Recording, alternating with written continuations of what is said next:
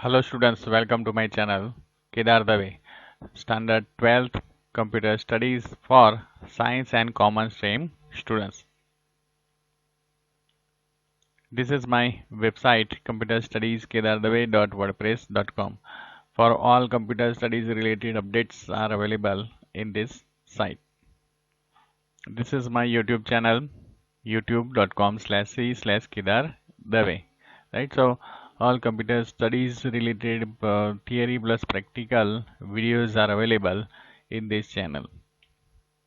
Today in this session we learn chapter number 9, working with array and string. This chapter it is ninth chapter, working with arrays and string. 10 marks multiple choice questions comes in the board exam, and combined practicals of 8 and 9th chapters, it is 10-mark practical. Okay, first of all we understand what is in this chapter through the summary. In the chapter number 7 we learn the different basic data types.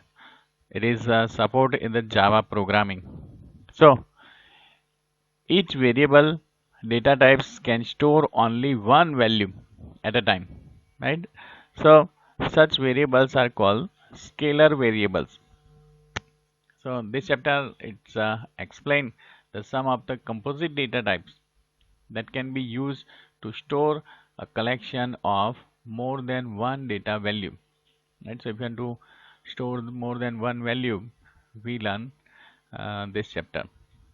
So this chapter it is deals with arrays, string, and date and calendar class, and also explain is how array is treated as an object of class array. String class is provided in the Java which enables to work with a sequence of characters, and date class and the calendar class are provided to work with the different date and time related applications or the software. So what is array? So array is a variable.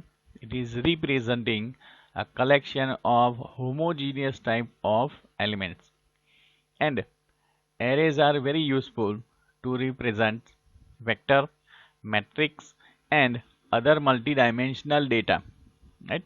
So what is that vector? So vector it is the one-dimensional data structure that can be used to store a list of items like characters and numbers.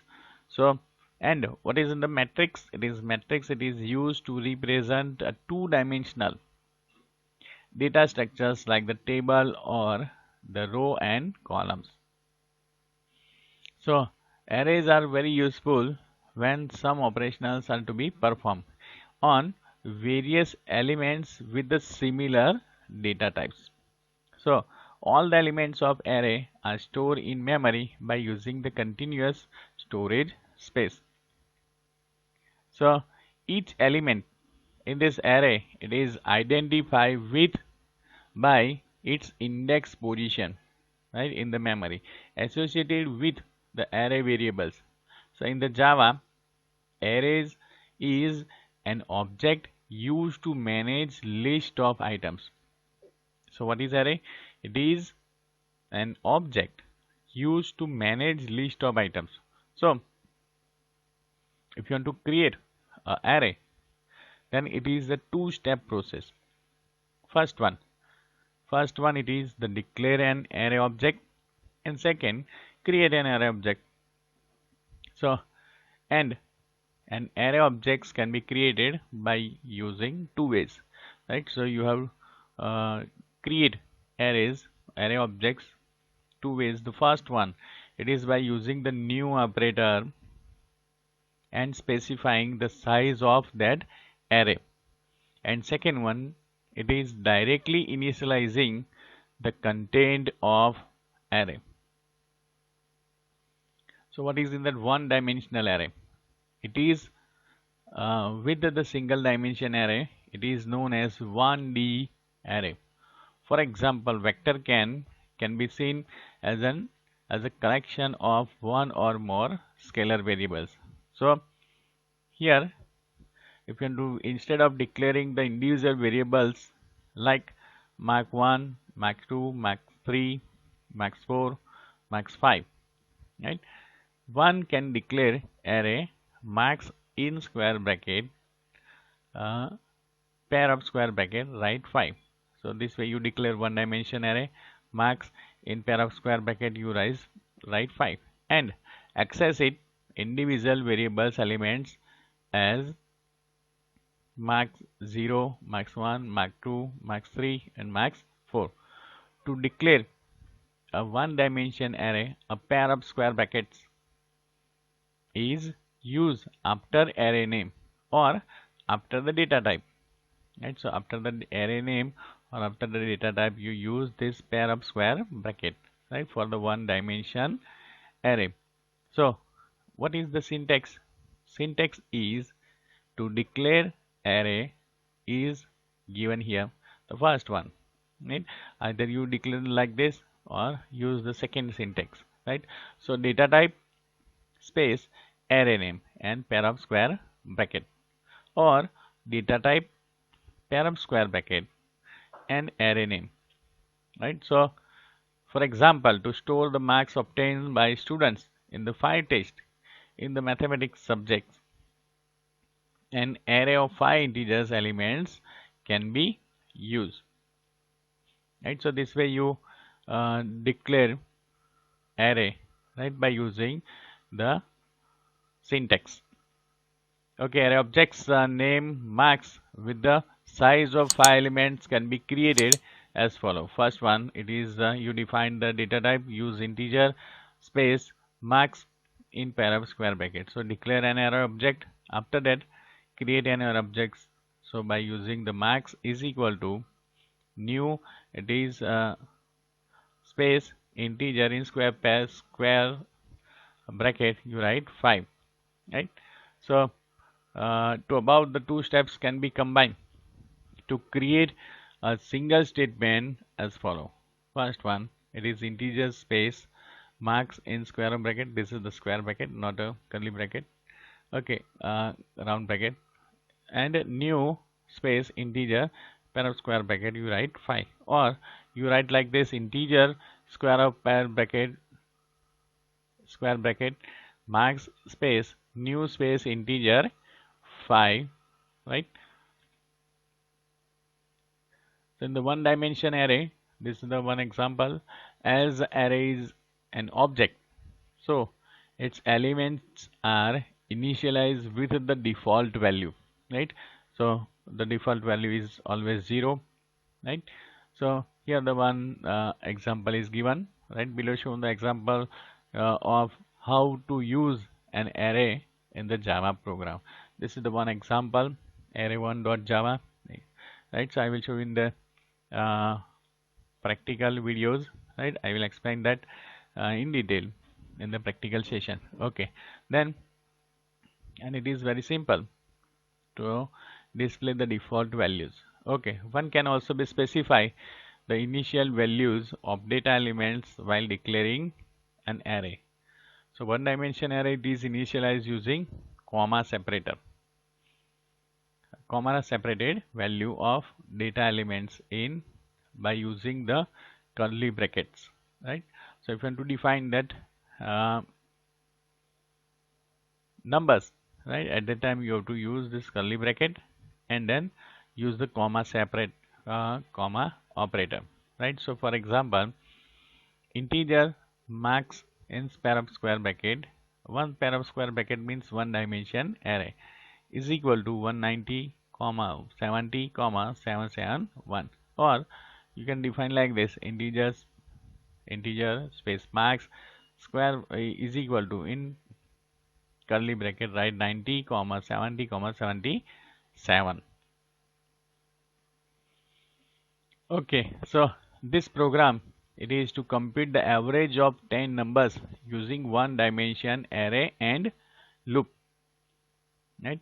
So array average is given, right? This is the class name. After that you write this main method public static void main string arguments. After that write a data type, and the one dimension array we define, that is numbers in the pair of square bracket, and write these numbers, right? So byte control variable, then double data type and sum is equal to 0 by default 0, and average variable, right?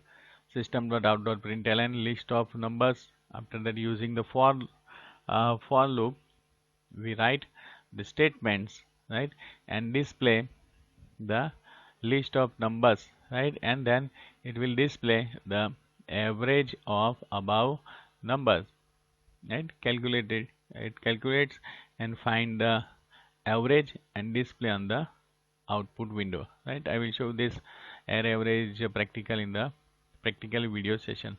I create one video for array average.java program.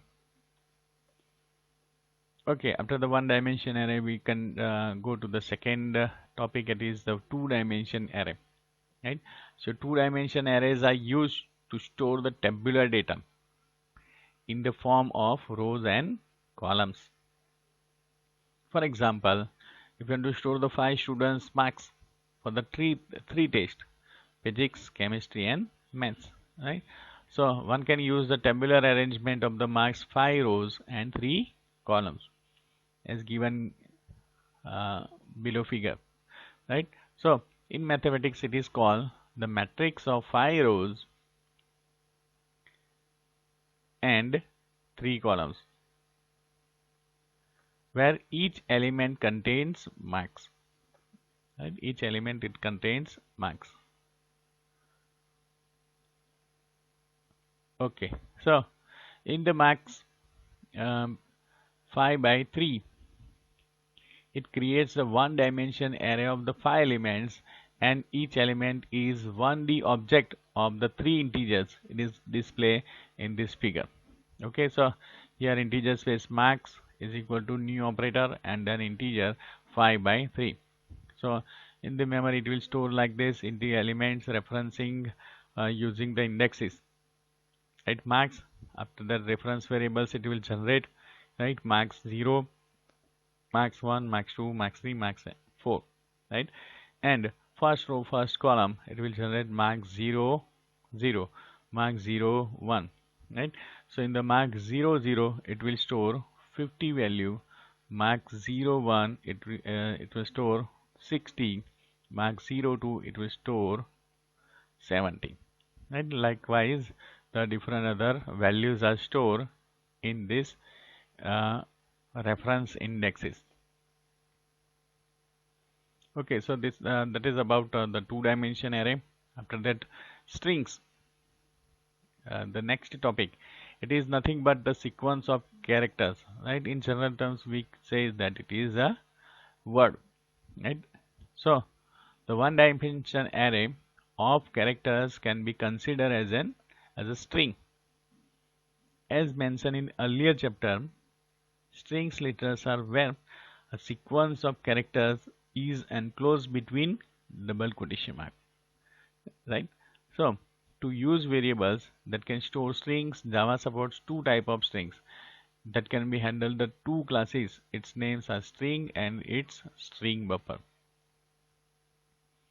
So this is the one another program. It is related with str1.java. It means string1.java. It will generate the strings, right? I have already created one video for this string1.java. Okay. After that, string class method. So it provides methods to compare the string, right? So if you want to compare the different strings, right? So if you want to find the length of string, combining strings, obtaining strings, substrings, converting the strings, splitting strings, searching for the characters or the patterns in the string, right? We use different string class methods, right? So here one example is given, string comparison.java, right? It will compare the different strings and display output. After that, the next one, it is the date class. So if you want to add the date class, it provides this Java library also provides the date class in java.util package, right? It is available. Then the date class encapsulate both date and the time. and it will represent the values using the milliseconds, right? So given below figure shows the use of the date class with the code listings and its output, right? So date class related practical is available in the practical video session, right? Otherwise, click here in this I button, right? So you directly jump to that practical uh, videos. Okay, after the date class, these are the different date classes methods are given, right? So methods date, it will construct the date objects using the current system time. After that, date long escape time, it will construct the date objects using the specified time in milliseconds. String to string, right? It will return a string representing date and time to invoking objects. Long get time, so returns the number of milliseconds since January 1, 1970, Greenwich Mean Time (GMT). Void set time, right? So sets a new date and time of an object using uh, elapsed time, right? So these are the different methods of the date class. After that, next topic it is the calendar class. So like the date class, calendar class is also provided in the Java util package, right? And this class can be used to extract the calendar informations, right? So you can extract the different types of calendar informations in your Java program by use, and you add the years, month, date, hours, minute, and seconds. Right? Note that the use of the user defined class method display, right? It is used to display the various components of the date and time. Right? So if you use this method display, right? So you can display the different various components of the date and time. These are the date calendar classes, right? The different types of calendar classes are given and its description, right? So construct defined in the calendar class, it is given here. You can just use, right, and add in your Java program. Okay students, so thank you very much.